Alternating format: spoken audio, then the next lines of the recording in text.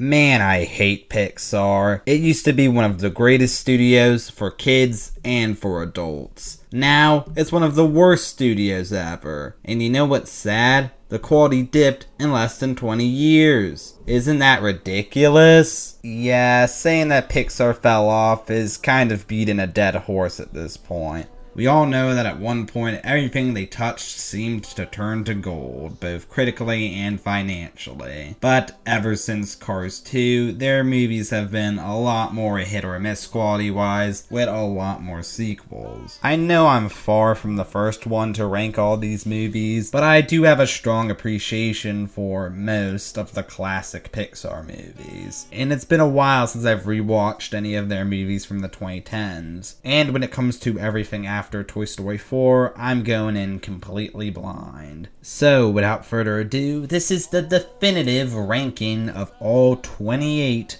Pixar movies released as of this video. How is this the definitive ranking? Because it's my ranking. Let's get started, shall we? Now, even though I'm going to be doing this worst to best, I did still decide to separate the movies into the standard tier list format. S tier, A tier, B tier, and so on. And since we're starting at the bottom, of course, we start with F tier. Movies that I think are straight up bad and have very few redeeming qualities. I would give none of these higher than a 3 out of 10. Unfortunately, there's quite a bit more of these than I and you were probably expecting. Starting with number 28, the worst Pixar movie in my opinion, Lightyear. This movie is a black hole of entertainment. Get it? It's a space pun. Of all of the Pixar movies, this one has the least reason to exist, because you can't even say it was made for money, because it lost them over $100 million.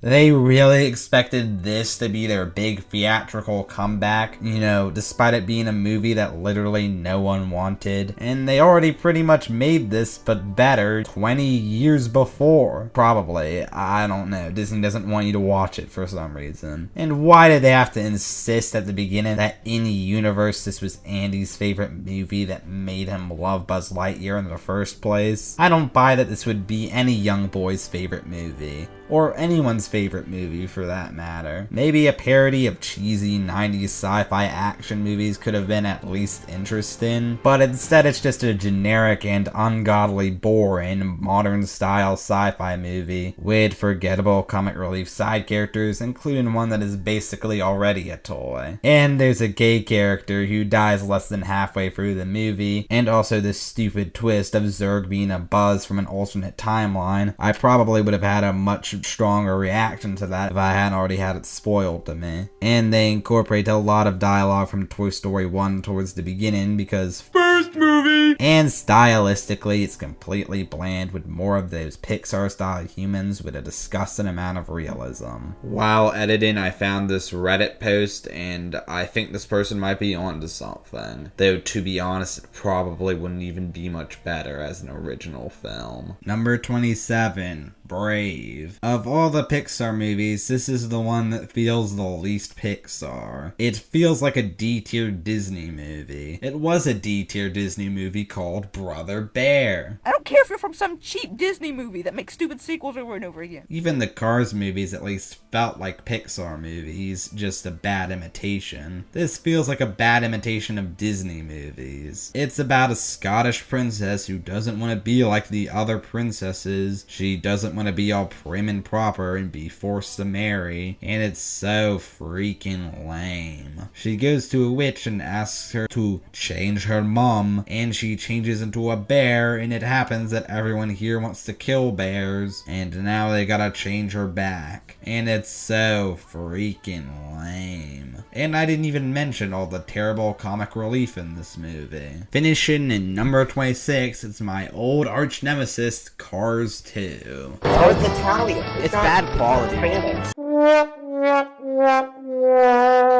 Cars 2 sucks. We all know it and we all know why, so I don't think there's much need for me to go into detail. One of Pixar's dumbest ideas, of which there are unfortunately many. Hey, let's make Mater the main character even though he wasn't even funny in the first movie, and somehow is even less funny here. Let's toss all the other characters aside, including McQueen, even though he's front and center on the freaking poster, and make it about spies for no reason. And let's make these spies and the villains just as dumb as Mater. A big plot point is gasoline versus alternative, more eco-friendly fuels, which in a world entirely populated by cars, you think the Earth would already be completely destroyed by this point. You might be expecting so bad that it's good going into this, but honestly, I still just find myself bored watching it. I gave it a 2 out of 10 way back when, but honestly, I think even that might have been too nice. Number 25, Incredibles 2. Now, I knew Incredibles 2 would be bad, but not this bad. Why didn't they go the obvious route and do a time shift? Why the same exact group of characters at the same exact point in time? Even if they wanted to keep the characters the same age, why have it take place directly after the first one? And even have it basically start with the characters in the exact same place they were at the start of the first movie, and end it with the characters in the exact same place they were at the end of the first movie. It's the same freaking movie! Except Bob and Elastigirl have switched places and it's infinitely worse. Bob is such a bitch in this movie. Apparently all of his character development from the first one has been completely thrown out the window, and he has to go through the same arc again. Elastigirl, the new main character, does not have a character arc in this movie. Violet also feels like she's going through the same motions as the first one. Dash gets nothing to do, and there are other characters who only return because I don't think I need to remind you that the first movie had a perfect villain. And how did they follow him up? With a generic as heck twist villain, because that's what this movie needed. My god, some of these character designs are horrific. Even a lot of the old characters I don't think look very good in this more detailed animation style. And really, what was the point of introducing all these new superheroes when they barely do anything? The only enjoyment I got from this was hearing Saul Goodman's voice come out of a cartoon character, and also Mike Ehrmantraut, weirdly enough. The best thing it did was give me an even greater appreciation for the first one. Number 24, Toy Story 4. Funny how that turned out. Man, I remember Toy Story 4 being bad, but not this bad. If you're from the previous movies and you're not Woody, Buzz, or Bo Peep, then you're stuck at home or on the RV for most of the movie. The side characters are all treated completely interchangeably. In their place, we got all these new toys who also don't really add anything. This is the movie where it clicked with me the reason why so many of these modern Pixar movies shove all these forgettable side characters down your throat. It's to sell toys, isn't it? Buzz gets more screen time than I remembered, and I think the reason I forgot is because he still has very little effect on the plot. Bo Peep had no personality in the first two movies besides love interest, and continues to have no personality here, but she's gone girl boss mode. It's just so weird they decided to focus an entire movie on the blandest character from the first two movies. What, because of cinema sins?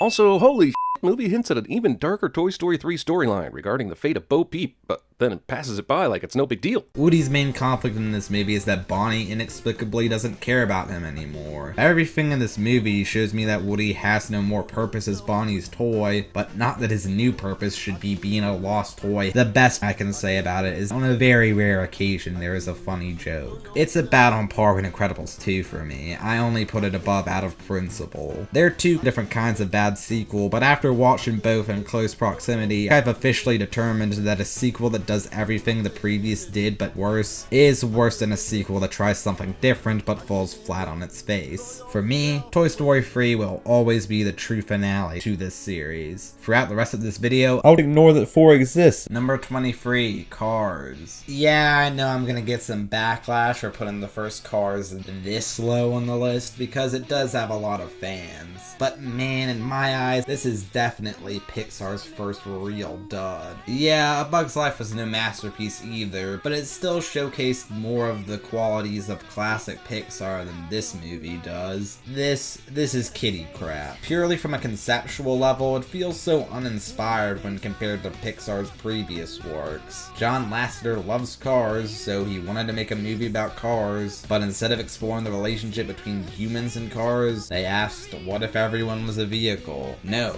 not just everyone, every living thing, without considering the implications.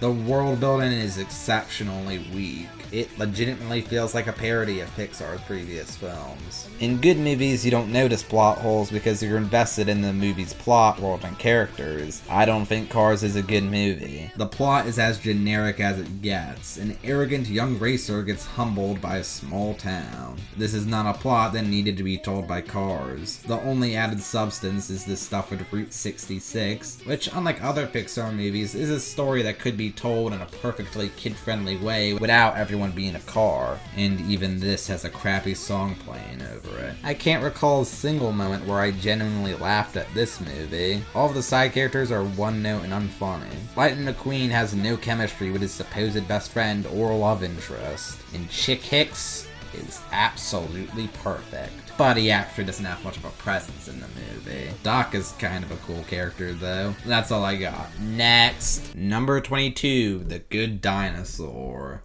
Wow, for a movie called The Good Dinosaur, it sure is bad. Boo! Oh, come on, that joke wasn't that bad. It has the Cars problem, where it's an incredibly generic story that didn't have to be told with dinosaurs. Though I guess some of the random violence would have been a bit harder to pitch with human characters. But at its core, it's just a Western boy and his dog movie. Side note, I hate how they make the boy a literal dog. Especially when the titular Good Dinosaur is pretty annoying, so I don't really care for either of our main protagonists here. It also has no reason to be called The Good Dinosaur. The is underlined. That makes it sound as if the titular dinosaur is some sort of exception, but there are plenty of good dinosaurs in this movie. This is another one of those movies where it feels the need to throw in a lot of colorful side characters because it's an animated kids movie, but you don't remember any of them by the end of it. It's also a movie with a ton of pointless messing around towards the middle. The whole making their mark and sibling rivalry plot points feel so cliche, and the dad's death feels like they did the cliche just for the sake of the cliche. And why should I care about him? Seconds before he was trying to get his son to kill this actual child. Screw him, and also his kids. The landscapes in this movie are breathtaking, but then you got these goofy dinosaurs walking around them. But there was that one good scene, I guess, so that counts for something,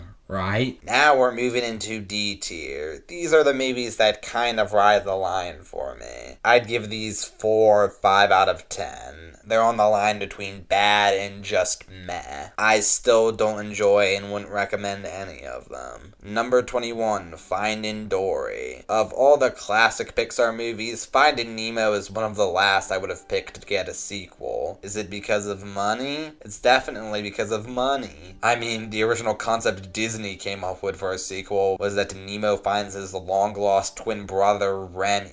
Anything Pixar could have come up with would be better than that. And considering how Marlin already had a complete character arc in the first one, having the sequel focus on a different character wasn't the worst idea. But I didn't really like Dory that much in the first one, and she makes for a pretty dull protagonist. And she needs to find her family. Give Monsters University, and yes, even Cars 2 credit, as phoned in as they feel most of the time, at least they didn't shamelessly rehash plot elements of their predecessors. In MU didn't bank this much on nostalgia and was able to at least have a unique message from the original. Here, It's the same freaking movie! like Incredibles 2, there are so many characters and plot elements that feel like they're here just because first movie! Marlin has to learn to trust Nemo and Dory again. Also, Nemo is pretty annoying here. And it's another one of these where they think having a billion colorful side characters automatically makes them memorable. But the first one already didn't have the greatest side cast. And some of them here just kind of feel like replacements of the more memorable side characters from the first one. Dory and the Septopus have no chemistry. Their dynamic really is just a worse version of Marlin and Dory. And I don't have to tell you how stupid that climax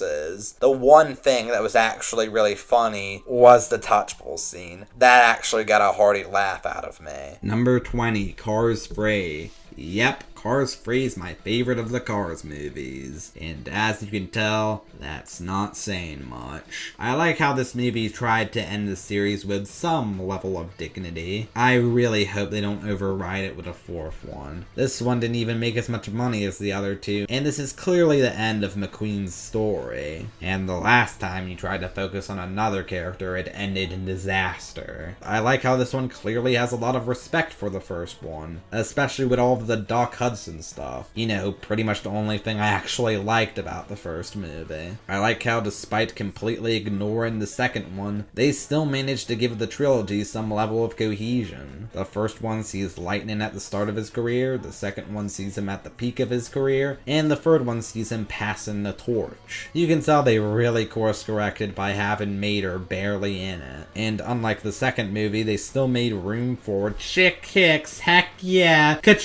Kachiga, but the best Cars movie is still indeed a Cars movie. It's still really boring, I still don't care about these characters, it's still a generic story that could be just as well, if not better, told by humans. Also, the car that Lightning trains is fairly annoying, and so are the generic antagonists they introduce. And while in many respects it's the most mature of the series, a lot of the humor is still just as childish. So no, this movie still doesn't get a pass from me. And it only gets this high because at least I can say that if you're a fan of the first Cars, you will probably like this one just as much or maybe even more, which is more than I can say about any of the Pixar sequels I've discussed so far. Number 19, Turning Red. This movie has my face turning red. A lot of people loved Turning Red.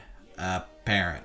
But as you can tell, I am not one of those people. I feel like I have to be careful since infamously there was a lot of bad faith criticism around it. I don't know, I just found the aggressively early 2000s preteen girl dialogue and shenanigans to be more obnoxious than endearing. Along with the embarrassing mother, her friends were one note, and turning into a red panda is a pretty weak metaphor for puberty. It's only this high because at least I would not call it boring. Number 18, Inside Out.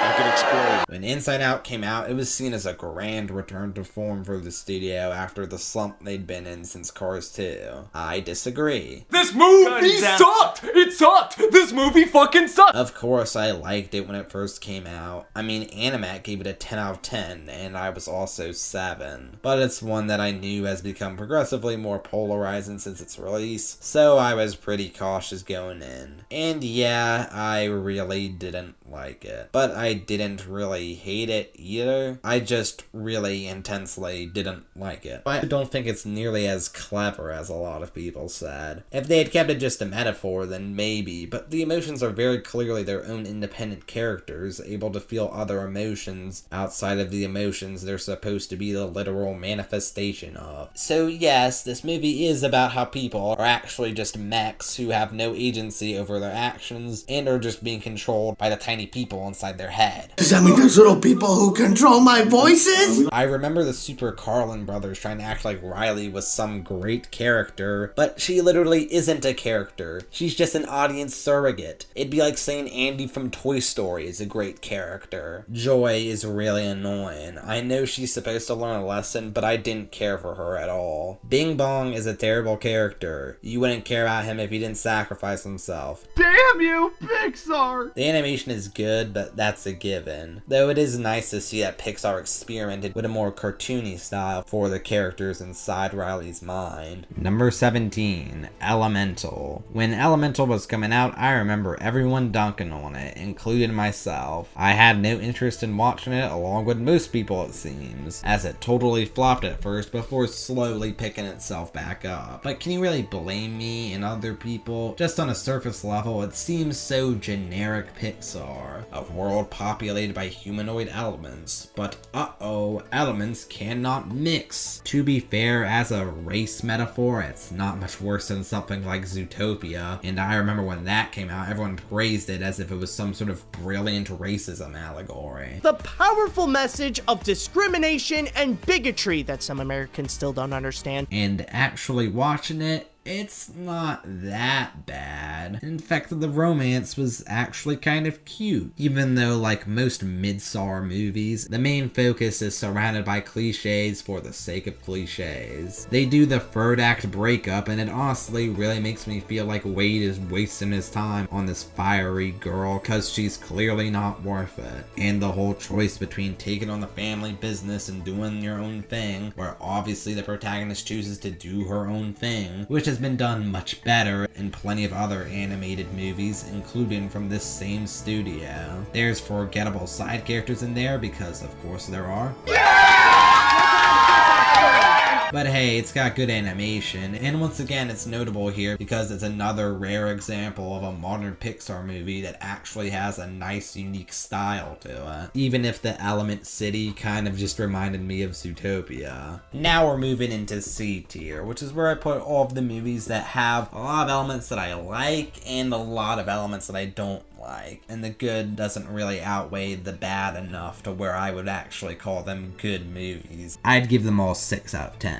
Number 16, Inside Out 2. Before Inside Out 2 came out, I honestly thought it'd be a total flop. But then it came out, and it seemed like everyone went just as crazy for it as they did for the first one. But even then, I still didn't want to see it. I mean, I didn't even remember whether or not I liked the first one. But after rewatching the first one for this video and finding out that I don't really care for it, I realized there was an actual chance I could end up preferring the sequel. And after watching it, yeah, I do prefer the follow-up. But as you can tell by the fact that it only made it this far, I still don't really like it. There's a lot of little things that I like here and think are better here than in the first one, and I still have a lot of problems. First of all, it is quite the rehash of the first one. Really, it's just kind of a better version of the original. In general, I think the emotions work better here as metaphors. It's shown that Riley can actually make decisions on her own, even if that just makes things more confusing when you take the first one into consideration. And I think even more so than in the first one, the whole format of cutting back and forth between the real world and the emotions reacting to it got quite tedious. Joy is way less annoying in this one. I'm glad they didn't erase all her character development and actually gave her a new arc here. I think I liked the other emotions better here too, and even the new emotions, aside from Ennui, who felt like a rather pointless inclusion. And it might just be because unlike the first one, I hadn't seen this one before, but I was pretty impressed with the creativity in this one, with all of the new concepts it introduces in Riley's mind. And I also thought this one was quite a bit funnier than the first one. Number 15, Monsters University. Now, before I get all critical about this movie, I will say that this movie is actually somewhat significant to me, since I did see it for my 6th birthday back when it came out, and I even got to press the button to start the movie. That being said, it's still pretty mid. It is just kind of a generic college movie. This is the only case where I actually think Disney had a better idea for a Monsters Inc. follow-up than Pixar. Why not do what Toy Story 3 did and tell a story about growing up and moving on with Boo? There's so much more interesting stories you could tell in this universe. I guess we now have the TV show for that. Maybe I should watch it. Of course, it retcons the first movie where Mike and Sully were said to be childhood friends, and because of that, there's something kind of off-putting seeing seen Mike and Sully not be friends, at least for this long. And Sully is kind of an a-hole at the start, which is also pretty off-putting to see. Where they really missed the mark though was with Randall. His turn to the dark side happens almost entirely off-screen. They have all these wacky side characters who I don't find all that funny. The generic a-hole rivals, the Dean who has a weirdly threatening design despite not really being a villain. Though what I do appreciate is that this is a kids movie that has the balls to tell kids that dreams don't always come true. It does feel like a story that someone actually wanted to tell. Just not a story that necessarily had to be told with these characters, but it is a movie that really all comes together with the ending. And there are some cool monster designs here. It's a movie I would recommend you watch at least once, but I probably won't find myself watching again. Number 14, Onward. It's pretty sad that we're halfway through the list and we still haven't gotten to the movies that I truly like. But hey, what can you do? Onward is from the same director as MU and it really shows. It's another mostly generic movie with a pretty good emotional core. I really liked the brother relationship in this movie. It led to a lot of heartfelt moments, even if I predicted the emotional payoff of the checklist fairly early on. Like MU, you can tell the director drew a lot from his personal experiences. I didn't really care for anything else though, like the long portion in the middle of this that was mostly just standard road trip shenanigans, or the completely unnecessary subplots about characters I didn't care about. Look, it's Disney's 8th first gay character, or the out-of-place action climax, or Chris Pratt being Chris Pratt, or even the modernized fantasy world in general. It's not very well developed. Overall, it's fine. You just have to sit through a lot of mediocrity to get to the good parts. Number 13, A Bug's Life. Unlike the other Pixar classics, I had never seen this one before. I don't know, it's just when I saw there's a movie about bugs, it wasn't exactly a big draw for me.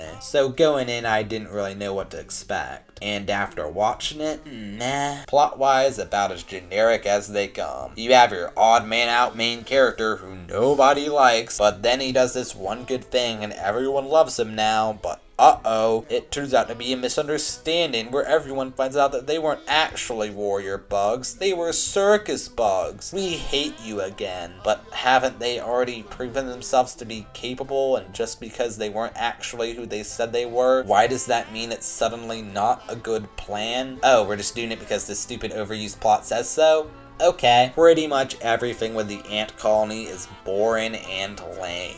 So why then is it as high as it is? Well, because pretty much everything besides that is pretty good. The circus bug characters are all very memorable and for the most part very entertaining and funny. And in general this movie is pretty darn funny, having some of the funniest moments of any Pixar movie. They get a lot of jokes out of them being bugs, and it's a bit inventive with how they make their own society out of human trash. It actually makes bugs seem kind of cool. But of course I'd be remiss not to mention the villain, Hopper, voiced by real-life villain Kevin Spacey. He's one of Pixar's best villains, and he and his brother make for some good comic relief too. Yeah, in general I would say this is another one where things really come together in the climax. It's still a classic Pixar movie after all, just not a very good one, so I can't wholeheartedly recommend it. Now we're finally entering B tier. We're starting to get into the movies that I would actually call good. B tier movies are good, but not great. Some of them are pretty close to reaching that classic Pixar greatness, but maybe have one or two things holding them back. I'd give all these movies 7 out of 10. Starting with number 12, Luca. Going into Luca, I thought it'd be cute, but not much else. And I must be really good at predictions because, yeah, that's pretty much how I'd describe it. At first it seemed like it was gonna be really freaking generic and lame, with this curious fish kid's parents telling him that the human world is dangerous and to stay away from the surface, and oh look, instead of herding sheep, he's herding fish. Isn't that clever? No, it's not. That took no imagination. But then it switches to focusing on the charming, unlikely friendship between these two boys. How can I put this delicately? they're really gay. I mean, they fantasize about traveling the world together. And then when Luca becomes more interested in a girl, which is represented by her replacing Alberto in his fantasies, come on. Alberto becomes really jealous and angry at him, which thankfully they don't dwell on too much. Also, I predicted that Alberto was gonna turn out to be fatherless in some way. I must be a psychic. Jimmy Neutron looking. In general, I didn't care much for the character design in this movie. I get they were going for a more simplistic look than your usual Pixar movie, but I don't know. I can't place my finger on it, but something about them just looks off. Maybe it's the eyes or the bean mouths. Except for the girl's one-armed fisherman father, who is literally just a dad from Cloudy with a Chance of Meatballs. But I'm not complaining. He was probably my second favorite character behind the villain. He's not intimidating at all, but he's a fitting villain for this movie, and is actually really funny. He's probably the hardest I've laughed at a Pixar movie in a long while. Everything about him, his voice performance, his relationship with his henchmen, his character design, and the character animation. And Luca's parents surprisingly had some funny moments too. Number 11.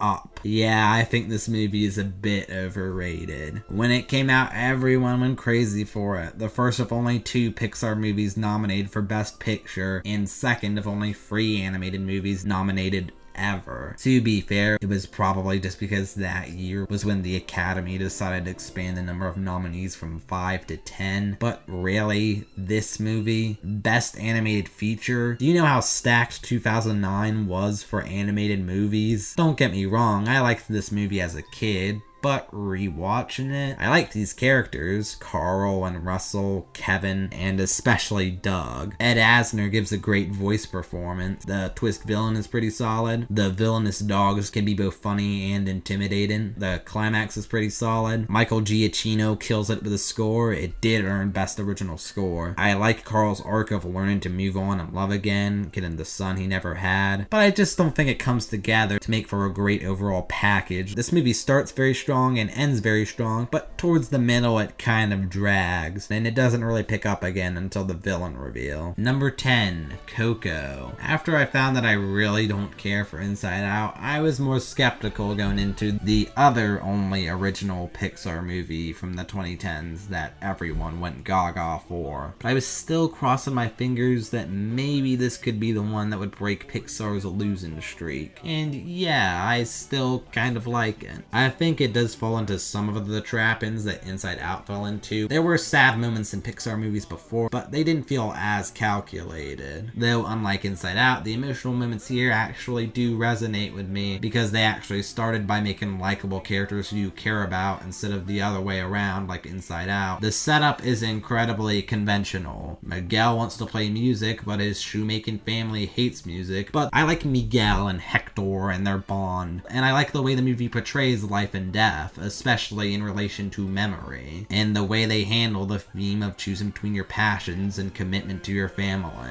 I like the colors in both the Land of the Living and Land of the Dead. I like the music and the culture, and while still not as funny as classic Pixar, I do think with some of the dialogue, you still find more wit than something like Inside Out. It's definitely not perfect, though. The twist villain, while far from the worst in an animated movie, they do steal the scene from Monsters Inc. with the villain going on an evil tirade. Meanwhile, conveniently, there are nearby cameras for the heroes to expose him with. But I still think as a sort of dark parallel to the hero, he works a lot better than, say, Johnson Smith. I don't think it quite recaptures that old Pixar magic they were clearly striving for, but it comes pretty close. I can't believe Disney tried to put a crappy 30-minute Frozen short in front of this. Number 9, Soul. Kind of like Coco, I had really high hopes for Soul. I was thinking, this is it. This is Pixar's last chance to really wow me. And you know what? I liked it. Yeah, Soul is great. The comedy's a lot more hit or miss for me than most of Pixar's classics. There's an absurd amount of cutaway gags for a Pixar movie. What is this, Family Guy?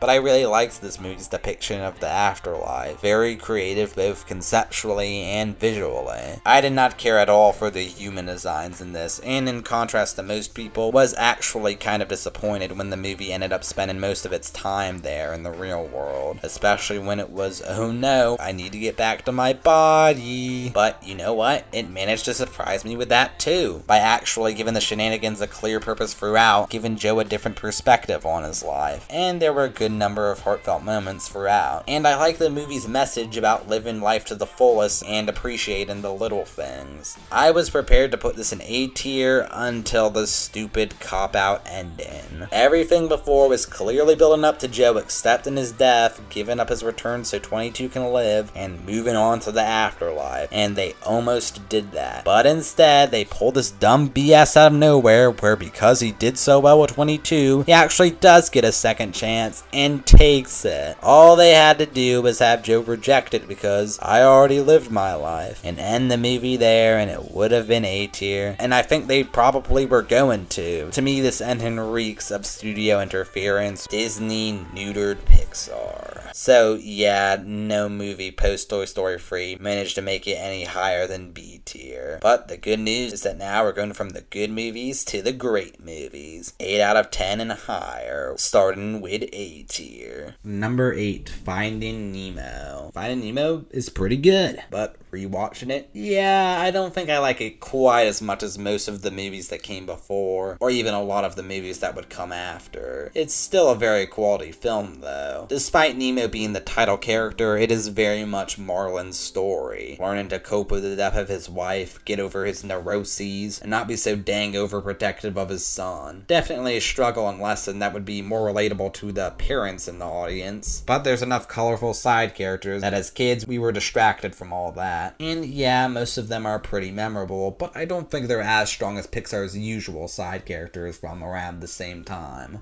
Dory, voiced by Ellen DeGeneres, is carrying the comedy for a lot of the movie, and when compared to previous Pixar companions, Mike Wazowski and Buzz Lightyear, who I still get a lot of laughs from watching them to this day, her whole shtick of constantly forgetting things doesn't really do a lot for me anymore. She's more endearing than she is funny, which does make this less funny than its contemporaries. And when it comes to the Tank Gang or this Pelican, be honest, could you tell me any of their names without looking them up? But there's no shortage of characters in this movie, so while some may be forgettable, we still all remember the turtles and the seagulls and this terrifying demon child. It's still classic Pixar, I just think it's a bit more uneven than some of their other work. Number 7, Toy Story 3, the grand finale of the Toy Story trilogy, and classic Pixar in general in my opinion. I loved this as a kid, but wasn't sure how it would hold up on rewatch, but after rewatching it, yeah, I think it's the weakest of the trilogy, but still pretty darn good. The time skip was really clever. It had been 10 years since 2 and 15 years since 1. The people who were Andy's age when the first 2 came out would have been heading off to college like Andy, and what better way to finish off the Toy Story saga than having the toys move on from Andy to another kid, completing Woody's character arc. While I probably prefer 2's ending for reasons I'll explain in a minute, this does feel like the most fitting way the series could end. It feels like they only kept the strongest players from the second one and gave them all something to do in this prison break story. The new characters never feel like they overshadow them. Normal Buzz is still really cool, Space Ranger Buzz is not quite as funny here, but Spanish Buzz is, and the new characters are also really fun and creative. A big point of comparison is, of course, which twist villain is better, Stinky Pete or Lotso? What's my answer?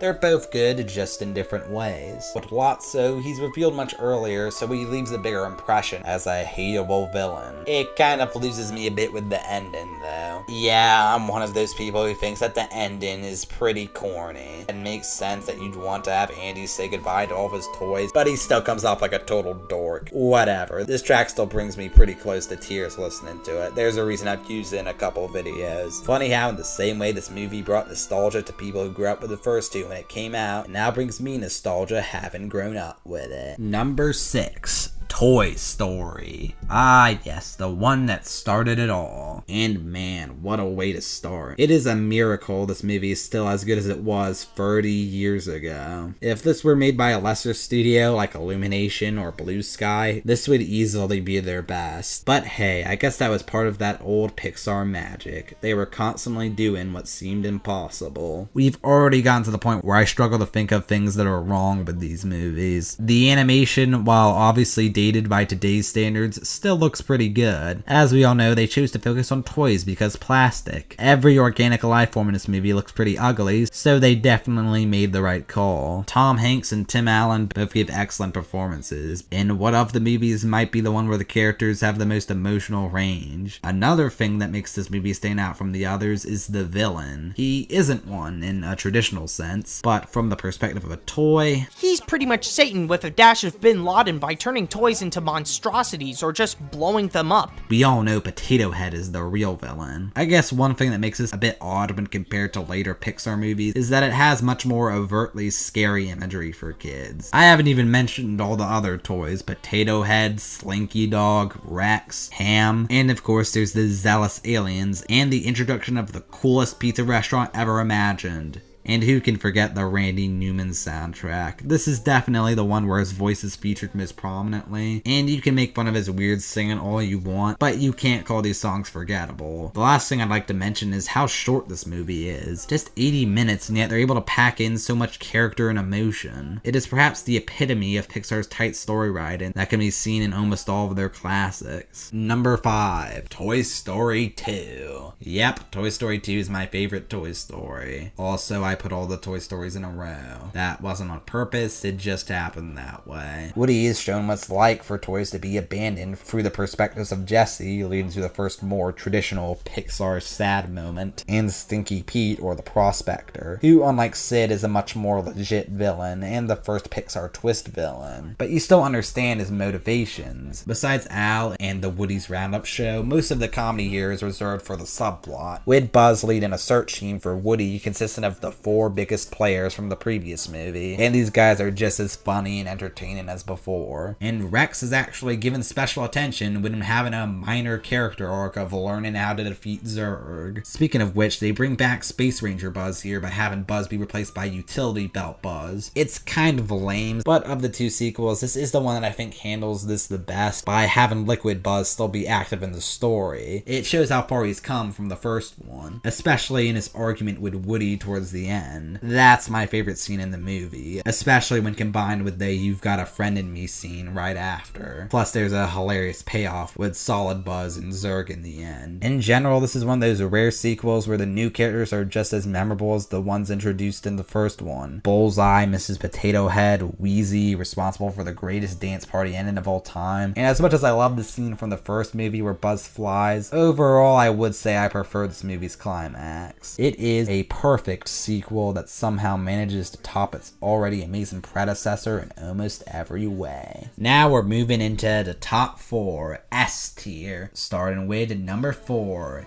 The Incredibles. This tends to be a fan favorite, and for good reasons. Despite the title and the unique concept of a superhero family, primarily it is Mr. Incredible's story. How he's a superhero forced by society to hide everything that makes him special and become a wage slave working under the greatest character in cinematic history. And naturally, he pines for his glory days as a superhero, leading to much tension between him and making this a rare kids movie with realistic scenes of a couple arguing. Perhaps the biggest example of old Pixar not really seeming to care much whether or not their stories would directly appeal to children. It also does not at all hold back on the violence and the dark subject matter. While the rest of the family doesn't get a ton of focus, Elastigirl seems to have settled down pretty well because irony, I guess. There is some focus put on the kids, with Violet desperately wishing she was normal, and Dash hating that he's forced to be normal. Okay, I can't ignore it for any longer. Let's talk about the best part of this movie. Yeah, again, I'm beating a dead horse, but Syndrome is definitely the best villain in Pixar's catalog. His plan to literally and completely eliminate superheroes goes hard, and Jason Lee gives an incredible performance. I didn't know he had it in him, though maybe that's just because I only know him as Dave Seville in the Chipmunks movies. Michael Giacchino's score goes hard, it's got a really good style to it, and like all the best Pixar movies, you've got other iconic characters like Frozone and Edna, Bon Voyage, the Underminer, the Teacher, and a lot of lines that just go really hard. The Incredibles is certainly an incredible movie. Number 3, WALL-E. This is one that I hadn't seen in years, but many times I've seen it called one of Pixar's best, and even one of animation's best. And watching it now, yeah, I agree. A cautionary tale of what could happen if we as a species give up on this planet and give in to technology and the mega corporations that already run our lives. But ultimately, its ending is one of hope, with the humans returning to Earth, repopulating, and making the Earth beautiful again, and the machines being used as they should be for the actual betterment of humanity instead of the subordination of humanity. Plus, it's also got a robot love story. Isn't that cute? Pretty ballsy to have a kids movie starring two mostly silent protagonists. And the first part of the movie has very minimal dialogue, but while I don't remember much from watching the movie as a kid, I think there's enough going on here that I would have stayed engaged. And yeah, the love story is pretty adorable, but I also really like that first part with him alone on the desolate wasteland that Earth has become, and taking comfort in the remnants of what Earth and the human race once was. A fascination that is also seen in the captain of the ship as he learns about the past. I am just now realizing how small this movie's cast is when compared to most other Pixar movies. You've also got the whole subplot where by complete accident, Wall-E helps these two humans look away from their dang screens for once and they fall in love. The robot designs are sleek, it's in space so you get some pretty space visuals. Thomas Newman killed it with the score once again. You could complain that the villain is just your typical AI villain, but that doesn't really detract from what is now very easily one of my favorite Pixar movies. Number 2. Ratatouille. Of all Pixar's movies, Ratatouille is the only one where I think my opinion on it has improved as I've gotten older. I remember the couple times I saw it as a kid, I didn't really care for it much. But then I saw people saying it was one of Pixar's masterpieces. And watching it now, yeah, this movie is wonderful. This took what probably sounded like Pixar's dumbest concept and somehow made it one of the most thematically rich movies in their catalog. They made the main character a rat. A pest, one of the lowest life forms there is. So it's all the more inspiring that he manages to overcome human adversity and excel in a field that no one could have expected, to really drive home the meaning of anyone can cook. And of course, there's the ending, which just might be my favorite scene in all of Pixar. This movie just offers so many compelling ideas about creation and art, and the relationship between critics and art. And as both a creative and critical person, that obviously really speaks to me. And the side characters are also great. Linguini is hilarious, voiced by the same guy who voiced the teacher from The Incredibles, but also pretty sympathetic. It's funny that they have Remy puppeteer him by pulling his hair, but seemingly thought having Remy be able to talk to him would be too much. I guess that would make a lot of the conflict more easily resolved. But as silly of an idea as it is, you're able to accept it, and it leads to some good physical comedy. Skinner is also really funny, despite being a total douche. And you have all the weird characters on the kitchen staff with their odd backstories, and the ghost of Cousteau acting as Remy's inner monologue. That theme song goes hard, man. This movie makes Paris and Parisian cuisine look so appealing, it's insane. Pixar was really cooking with this one. And my number 1 favorite Pixar movie is Monsters, Inc.